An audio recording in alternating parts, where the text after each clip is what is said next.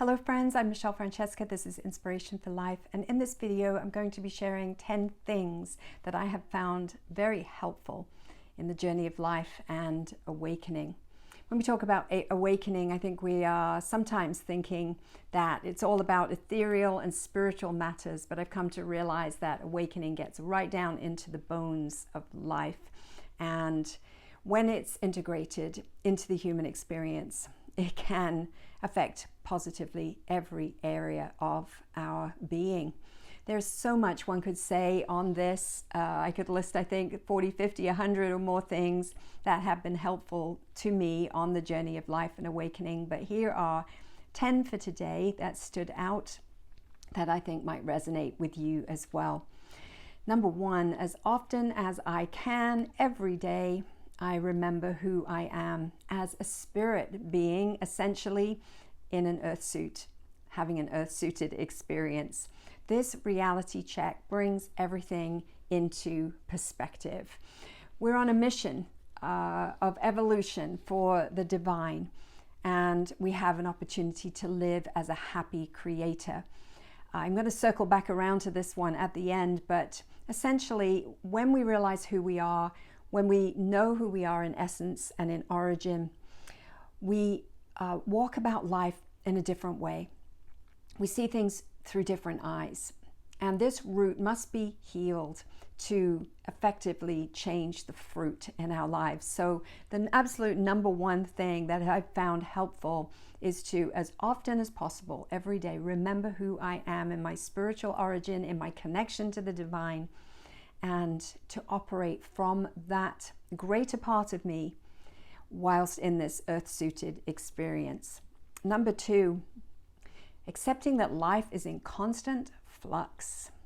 Yeah, I've learned to be okay with loss and change and transition. Whether we like it or not, loss, change, and transition are going to happen regularly, especially if we're growing. We shouldn't be surprised by that. So we might as well learn to greet these things as positively as we can. When we treat loss and change in our life, even tribulation, as though something's wrong, we often subconsciously weave that into the idea that I am wrong, right? That we intrinsically are wrong. You are not wrong. I am not wrong. You're human. We're all human. And in this world, there will be tribulation, but we can be of good cheer because the Christ I, that I that we're connected with, that greater part of us, is what overcomes, which is why point number one is so important. But yes, accepting that life is in constant flux, that it's going to be change, it's going to be transition, there's going to be loss. Just recognizing that up front and not resisting that is going to make the journey a whole lot smoother. Something else that I found very helpful in a journey of life and awakening is welcoming and accepting my own growth and change, which means that I might no longer resonate with the same people, circumstances, or situations, or they with me either. I found it helpful to become okay with the reality that I'm not who I once was, or perhaps even who I thought I should be or was at other points in my life. You know, you may have received prophetic words over the years or something like it. May I respectfully say that if they were truly predictive, there's nothing that you can do to stop those things from coming to pass. But I do suggest that we be willing to revisit ideas that are holding us in a kind of a word vice, a promise vice, and preventing us from owning our co-creative potential and developing ourselves in new areas that our soul is calling us to expand into. So yes, accepting our own growth and change can be very helpful on the journey of life and awakening. Number four, I found it very helpful to welcome and accept the growth and change in other people, in other entities, that they're not who they once were, or who I thought they were, or should be, or could be. that last part is especially helpful. Helping the journey is all about recognizing that it's not people's job to be who I think they should be. Esther Perel, a very famous relationship expert and psychotherapist, says this: most adult people have 2 or 3 significant relationships in their lives, and some of them have these relationships with the same person. What's she saying? She's saying people change. Can we move with that? Can we roll with that, with those changes? Can we recognize that we ourselves become different and other people become different as well? And it's not about them always upholding the same image and the same personality traits to please us because we've gotten used to it. And when we accept that people are in their own growth and change process, whether we like it or not, whether we like the changes or not, and that all we can control is our response in any situation, not whether or not a person behaves a certain way, we're going to have a lot of an easier job on the journey of life and awakening. When we can release resistance and focus on our own response to what's happening, we know that's the only thing that we can control. So life gets a lot easier. Number 5, I found it helpful to grieve and release versions of myself and life and God and others that actually turned out to be illusions or misinformation or not what I wanted after all. Now this is a big one because it takes focused time to gather one's pieces back into wholeness and leave behind what never was, never really could be, or in some cases actually isn't, was just a figment of our imagination, us wanting a thing to be a thing so badly that we literally created an illusion, or that it was presented to us in an illusionary way, and the truth of the matter was something completely different. So yes, releasing versions of oneself, of life itself, ideas about God and other people, that turned out to be illusions or misinformation. And the key word here is grieve. Grief takes time. Acknowledging that grief takes time, it doesn't come in a drive-through or microwavable version, helps us to do the work of grieving, and it is a process. Imagine having a concept of God, for example, where your whole life is built around it, everything that you do, every way that you behave, and then discovering that there's so many holes in this concept, or that it's in some kind of partial lie, or it's not really that way at all, or there's so many other ways to think about God or to have certain beliefs. I mean, it's like having the foundation for everything that you did and the way you lived your life just getting jackhammered up, or needing for it to be jackhammered up. And that is a huge undertaking. It's very messy. Everything that's been built upon those belief systems are now being dismantled. And that can take quite a process. And I think when we resist the process, when we just get freaked out by the whole thing, we make it more difficult for ourselves. But if we can recognize, okay, this is part of the awakening journey, this is part of life, to go through a dismantling process, not just once, but many times over in our life, we can approach it with a lot more ease and humor even. The same thing can happen with people. You know, you thought they were one thing, and then one dreadful day, Jekyll turns to Hyde, and it turns out that they were completely different to how they were presenting themselves. This happens with narcissistic personality disorders and different kind of personality disorders. And you can get strung along and think a certain thing about a person, and they're proving to have just simply been wearing a mask and a costume the whole time. It's pretty disarming for sure. Sometimes we have to grieve parts of ourselves that were part of our life, but we outgrew them, or happenstance morphed and twisted those things and changed them. And there's so many different possibilities. I went through a season of illness some couple of years ago, and I wasn't able to dance. In fact, I wasn't even able to really use my legs, and I had been a professional dancer. And it was absolutely mortifying to think that I had lost such a large part of myself. This will happen to us in life. We will have junctures in life where we can't do a thing the same way anymore. Age will sometimes bring that about, and we realize we have to grieve the idea of a person that we used to be, or a way of going about life, or a way of relating to this massive concept of God or the divine or whatever it might be. And if we allow ourselves that grief process, we can allow the grief to be complete and then moving into our next steps with clarity. Sometimes it will feel like even for years one can be in a holding pattern while this dismantling and reconstruction takes place. But better to be raised to the ground and walk solidly and with integrity than to really be walking on what we have discovered to be a lie.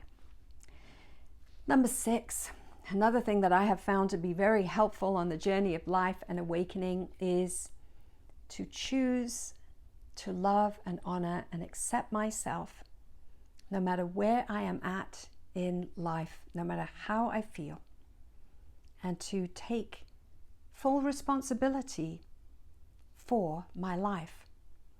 Because I'm almost always doing the very best I can with the light and the information that I have at any given point, and I'm sure you are too. And B, I'm all I've got in this journey. And life goes better when I'm at peace with my travel buddy. So I want to choose to love and honor and accept myself, no matter where I'm at, no matter how I feel. And from that place of love and acceptance, then take that responsibility for my life. So very empowering. What else do I mean by honoring ourselves or honoring myself? I think honoring one's rhythms, one's intuition, honoring the information that our body intelligence is giving to us all the time. Listening to what it is that we really want to bring to life in this world at any given season. Honoring what home really means to us. Honoring what are the non-negotiables in our relationships and in our relationship with ourselves. Honoring what are the parts of our personalities that we can tend to betray and then we don't want to betray anymore. Really honoring those aspects of ourselves that give us that home, that safe home in which to live in our individual bodies. You know, I really believe we don't experience the love of God or the love that God is because we don't love ourselves. Just think on that for a minute, that we don't experience the love of God or the love that God is because we don't love ourselves.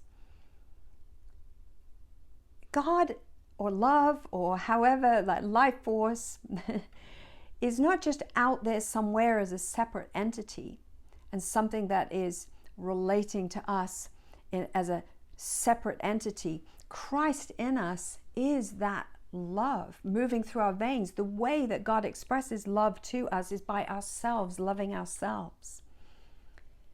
The Mother, Father God, the God of all compassion, is constant, unchanging, never moving from that frequency of love.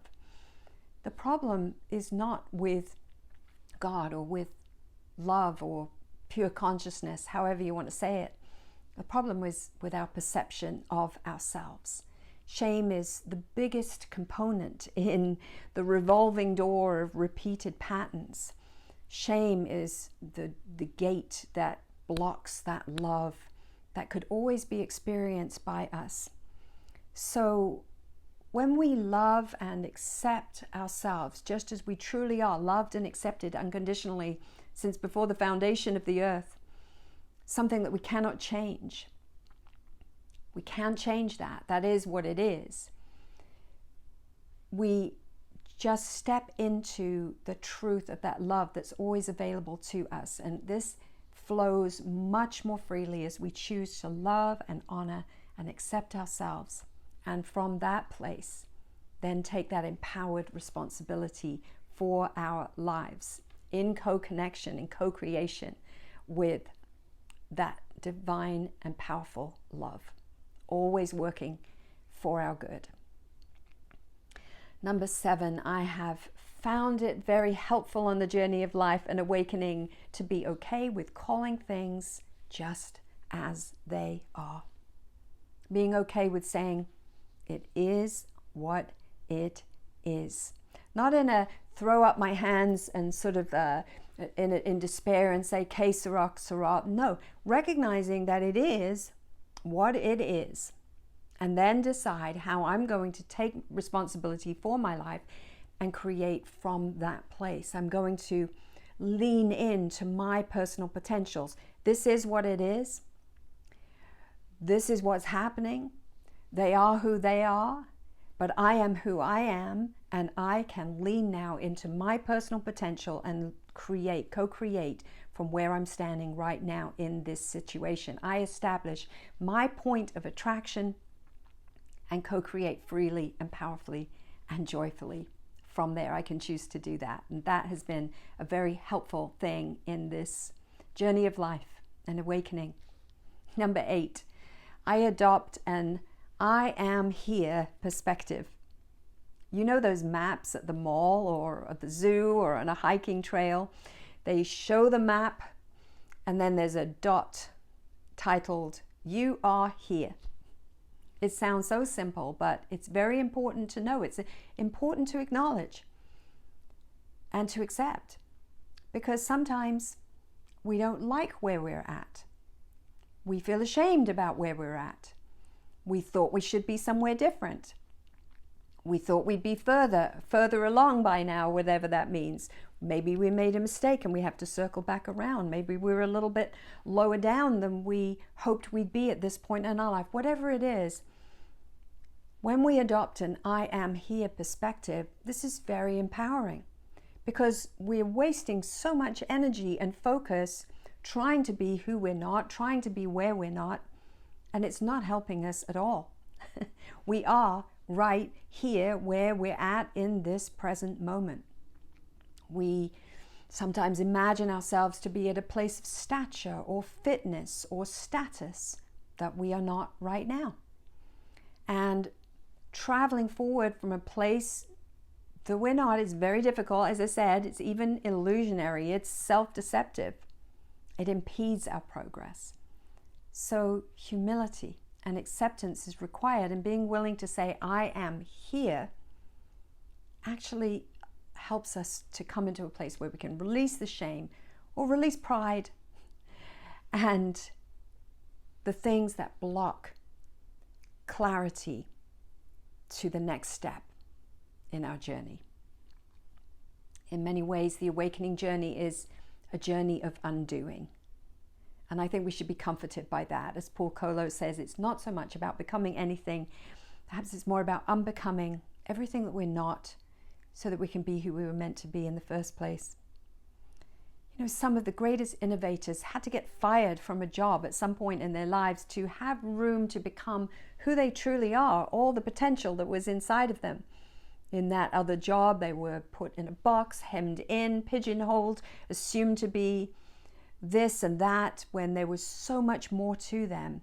And so what looked like it was a real kick in the teeth, a real backward step, was actually able to release them into the truth of who they are, into opportunities going forward. But how they dealt with that job loss or that loss would determine whether they would actually reach their potential.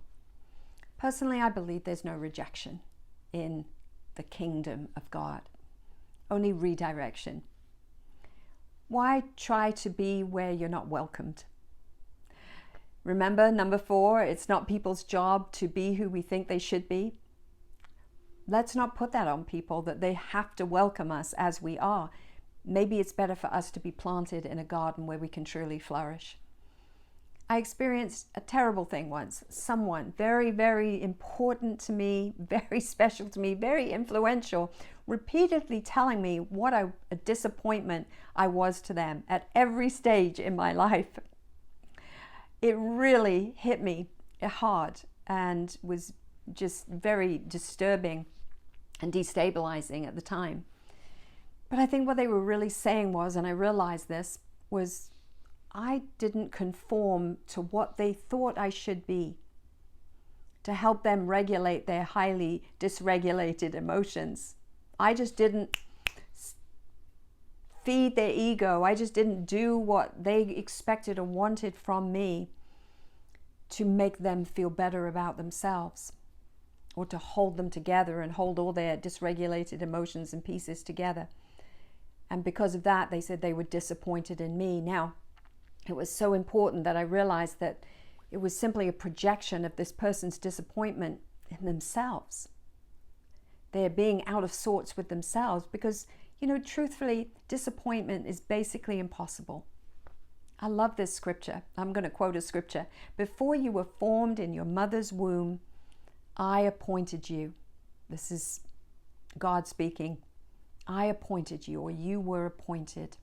According to Genesis, we were made, asah is the Hebrew word, which means appointed in God's image and likeness. Can I just tell you, you can't be disappointed or disappointing, because God will not disappoint himself. And you are made of God's stuff. You might not add up to somebody's idea of what you should be to them, but you can't be disappointed for the truth of who you are. Yes, we can make mistakes. Yes, we can take wrong turns. We are not a disappointment. We're still here. And when you say, I am here, you're pulling up your bootstraps and you're determining, okay, it might not be something I like, but there's power in acknowledging where I'm actually at so I can go forward in clarity and lean in to the potential that I still carry within me. Number 9, I have found it to be very helpful in the journey of life and awakening to be okay with not knowing what's next, not knowing where or how or even why. Not every question has to be answered immediately. Part of awakening is living the questions, living new questions, questions we've never asked before, so that we can receive answers that match our new point in life and actually help us to grow and awaken. So live the questions and the answers will reveal themselves. Be happy, be okay with going on a mystery tour sometimes. Give yourself space and time to feel your own feelings, think your own thoughts, dream your own dreams. Give yourself time and space to receive divine guidance and fresh inspiration that isn't tainted with yesterday's momentum. If every moment is filled with something, all we get is more of those somethings, the same somethings. Have you ever thought about that? That we do a thing because we've done a thing? That's a momentum that must cease if we're able to receive a fresh idea that will create a new kind of upgraded momentum. So it's smart not to resist rest and silence. Being led, or in some cases force-marched into a season of silence and quiet, is not being benched or demoted. It's often a season of preparation for an upgrade. And it's important that we see such a season through love's eyes, because Spirit is not playing keep up with the Joneses. Spirit is working something way more important into us at a soul level than material appearances and maintaining illusions. So if you're on an awakening journey, your upgrade might come via loss. It might come via isolation for the purpose of self-discovery or re-self-discovery and alignment. Remember numbers 2 and 5. You're not the person you once were. You're no longer trying to be the person you thought you should be. The illusionary personality traits that were formed through trauma are falling away so that a season of transformation can really come to birth, that it will go full term, and that you can be rebirthed into the new upgraded version of who you are.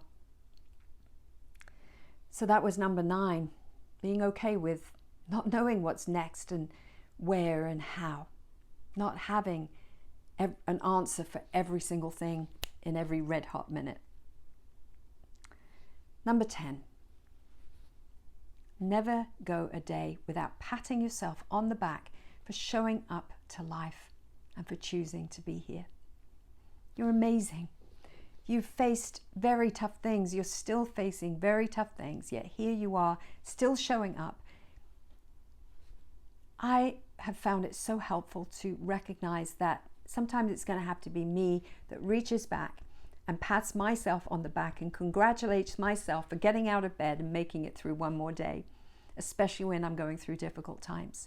I congratulate myself on the smallest little thing because I need to hear that voice of encouragement. I need to get built up from within and from without. And sometimes there's just nobody in sight to do that for you. So we have to learn to do that for ourselves.